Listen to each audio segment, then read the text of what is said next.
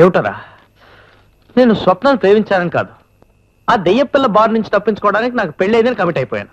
దాంతో మా బాస్ నన్ను కార్నర్ చేశాడు. రేపు కానీ ఏదైనా తేడా వచ్చిందంటే నా ఉద్యోగం ఖతం. ఏది ఊడిపోదు ఊరుకొని అంకమ్మ.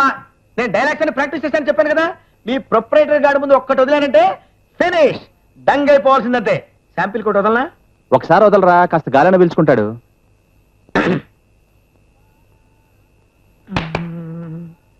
పరా బ్రహ్మ పరమేశ్వర పురుషోత్తమ సదానంద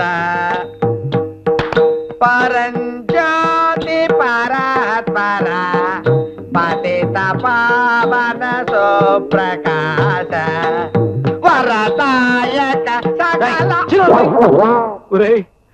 వీడిలా స్టేజ్ ప్రార్థనలు పాడి మనం ఆడుతున్న నాటకం అని చెప్పి చివరికి నా కొంప ముంచేస్తాడు.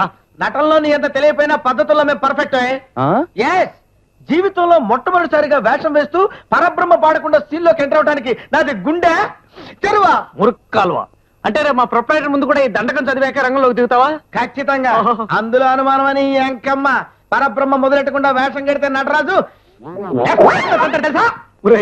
వీడిని నమ్ముకుంటే నా బతుకు నువ్వు ఊరుకో, నేను మాట్లాడతాగా. ఒరే బ్రహ్మ, ఈ పాటలు పద్యాలు కట్ చేసి డైరెక్ట్ గా వేషంలోకి వచ్చి. ఇంపాసిబుల్. ఎట్లారా, సంసారం చేయకుండా పిల్లలు కనగలవా? కుదరదు. ఇది అంతే మరి. పోనీ ఓ పని చేయండి బాబు. నాయనా త్యాగరాజు గారు, మీ సంగీత కార్యక్రమం అంతా రోడ్డు మీద పూర్తి చేసేసుకుని డైరెక్ట్ గా డైలాగ్ డెలివరీతో కొంపలోకి ఎంటర్ అయిపోండి నాయనా. బాబు ఓకే, మరి మేకప్ అది మళ్ళీ మేకప్ అంటావేంట్రా దసరా వేషగాల్లాగా? అయ్యేం వద్దు. అదిగో అది తీసుకొచ్చిన పంచాలాల్చి తగిలించుకో, ఆ రాసి 4 ముక్కలు కక్కి అంతే. అది సక్కుపోయి రాకపోతేనే. ఊరి నీ ఎంకమ్మ, ఆర్టిస్ట్ అంటే ఎంత చులకనైపోయిందిరా మీకు. ఒకడొకడు చెప్తాడు, ఇంకోటి చెప్తాడు, చివరికి ఉద్యోగం సద్యోగం లేని రాఘవ కూడా రెచ్చిపోతున్నాడు. నో నో నో నో, ఇటువంటి పరిస్థితుల్లో ఆర్టిస్ట్ ఎలా బ్రతకగలనని ప్రశ్నిస్తున్నాను నేను. నీకెందుకురా సమస్య? నువ్వు ఆర్టిస్ట్ కాదు కదా. బ్రహ్మం, రేపు నువ్వు చేయపోయేది వంటింట్లో వంట కాదురా, నా జీవితంతో చెలగాటం. రేపేదైనా తేడా వస్తే చంపేస్తాను, జాగ్రత్త నీ అక్కమ్మ.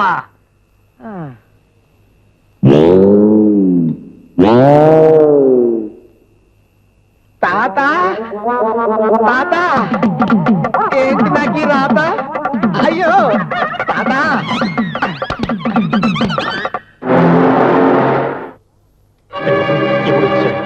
సుధా సుధా సుధా సుధా, యములోడు వచ్చాడ్రా. అప్పుడే వచ్చాడా? ఈ సక్కుబాయి గురించి వెళ్ళిన రాఘవ్ గారు రాలేదు. బ్రహ్మంగాడు ఎక్కడ తెచ్చాడు? పొద్దున్నే కడుపుకు మిగితే కానీ రంగంలోకి దిగనే 20 రూపాయలు తీసుకెళ్ళాడ్రా. ఇప్పుడు ఏ ఇడ్లీ కొట్టు పడుతూ సాంబార్ కోసం పోటాడుతున్నాడో ఏమిటో. సరే, డోంట్ వరీ, మనం కాసేపు ఏదోలా మేనేజ్ చేద్దాం. నువ్వు వెళ్ళి ఆయన లోపల తీసురా, ఈలోగా సక్కుబాయి దిగుతుంది. మిస్టర్ రాజేశ్వరరావు, ఎక్కడ మీ ఆవిడ? Good morning sir. ఎక్కడ నీ భార్య? రండి సార్. పాను కూర్చోండి సార్, కూర్చోండి. నేను ఇక్కడ తిరిగ్గా కూర్చొని నీతో కర్రా బిళ్ళ ఆడడానికి రాలేదు. ఎక్కడ మీ భార్య? ఏది మీ ఆవిడ? Good morning sir. సిస్టర్ ఇప్పుడే బయటికి వెళ్ళింది, వచ్చేస్తుంది. కూర్చోండి. నువ్వెవరు? మా నాన్న చెల్లెలు, అదే తమ్ముడు, అదే మీ ఆవిడే మా ఆవిడ తమ్ముడు. రండి సార్, ఇల్లంతా సార్ చూద్దరు కానీ. ఏమిటా చూసేది? దేవుని తాజ్మహల్, శతకోటి కొంపలో బోడి కొంప. అవును, ఈ కొంపలో సంసార లక్ష్యాలు ఉన్న ఏ వస్తువు కనిపిస్తుందేంటి? అదే సార్, ఇప్పుడే అన్ని కట్టకట్టేసి పైన పడేసాం. పైన? ఏ పైన? అదే అటక పైన. అటకుందా? లేనట్టే ఉంది, అందుకే అన్ని డాబా మీద పడేసాం. డాబా? ఇదేగా డాబా, ఇంకెక్కడ? డాబా అంటే అదే అన్ని కట్టకట్టేసి ఎదురింటి డాబా మీద పడేసాం. ఎదురింటి డాబా మీద పడేశారు. ఎందుకుట? ఉత్తినే సరదాగా. చాలా బాగుంటుంది, కావాలంటే మీరు ట్రై చేయొచ్చు. గాడిది గుడ్డు, కొంపలో సామాను ఎదురుల మీదకి ఆకాశంలోకి విశ్లేసుకోవడానికి నేనే త్యాగలు తినే రకాల కనిపిస్తున్నానా? ఇలాంటి డింగిడాంగ్ మాటలు నాతో చెప్పొద్దు. సార్, ఈ టాపిక్ వదిలేద్దాం సార్, నాకేదో కన్ఫ్యూషన్. ఎందుకుండదు? నీ కన్ఫ్యూజన్ కనిపెట్టడానికే నేను ఇక్కడికి వచ్చాను. ఎక్కడ నీ భార్య? ఎక్కడ? ఈవిడే మా వాడి భార్య. ఇతనెవరు? వాడు మా రిక్షా వాడు, వెళ్ళిపోవాడు.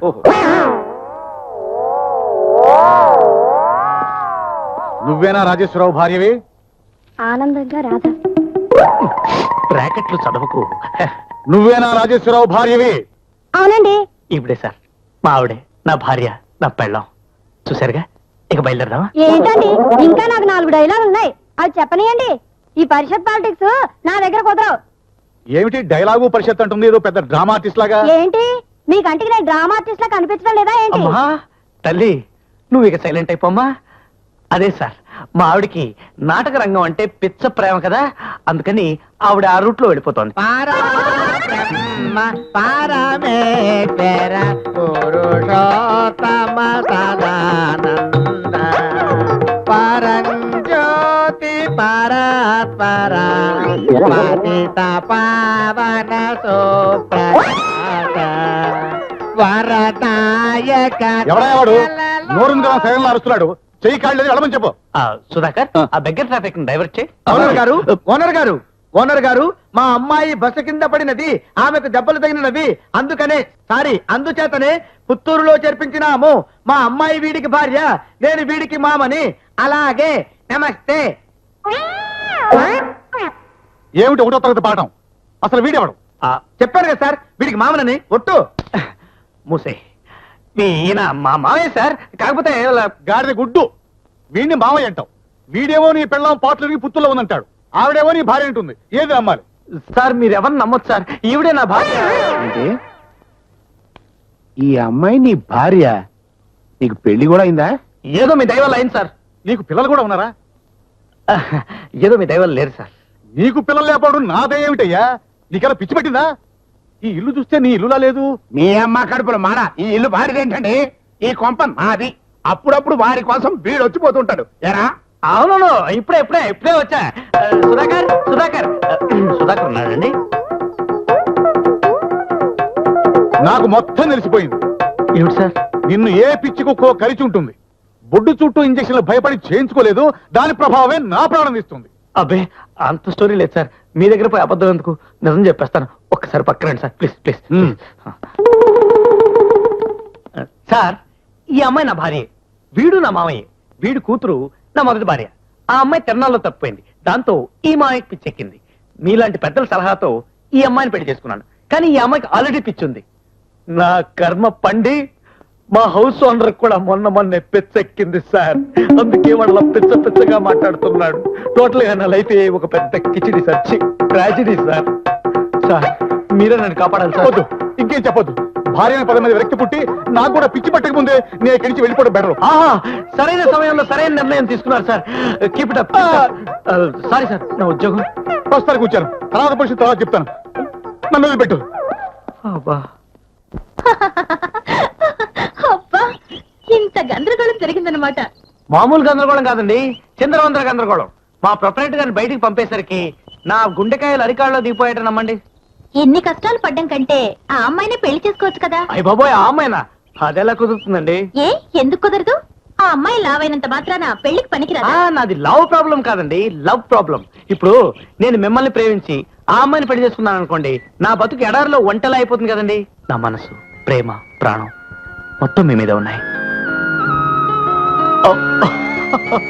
సారీ, నేను నా దూరంలో నా గురించే చెప్పుకుంటూ పోతున్నాను. మరి మీరు